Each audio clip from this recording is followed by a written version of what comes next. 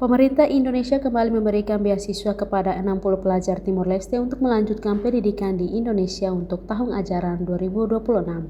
Para penerima beasiswa tersebut memperoleh kesempatan belajar melalui program-program beasiswa seperti The Indonesian Aid Scholarship TIAS, Kemitraan Negara Berkembang, Dharma Siswa, dan Inspire Indonesian Aid Scholarship Program for Innovation, Research and Excellence. Kuasa usaha sementara Kedutaan Besar Republik Indonesia di Timor Leste dalam acara pelepasan yang dilakukan di Pusat Budaya Indonesia Senin ini mengatakan persaingan untuk memperoleh beasiswa tahun ini cukup ketat. Kami mewakili pemerintah Republik Indonesia merasa bangga dan gembira atas keberhasilan kawan-kawan adik-adik semua penerima beasiswa yang melalui serangkaian proses seleksi hingga ditetapkan sebagai penerima beasiswa.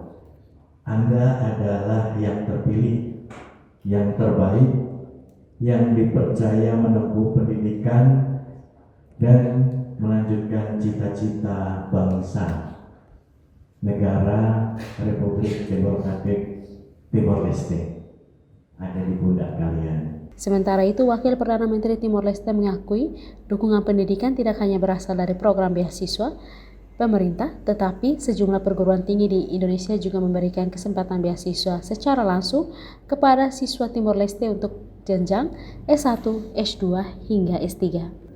Jadi atas nama pemerintah Timor Leste sekali lagi kita menyampaikan terima kasih yang sedalam-dalamnya dan sebesar-besarnya karena kerjasama ini sangat vital untuk kita. Ketika kita masuk Asia dan itu membutuhkan kompetensi profesional dan sumber daya yang harus kompetitif yang tinggi. Karena masuk ke ASEAN itu berarti membuka pintu untuk ekonomi, untuk sosial, untuk semua sektor.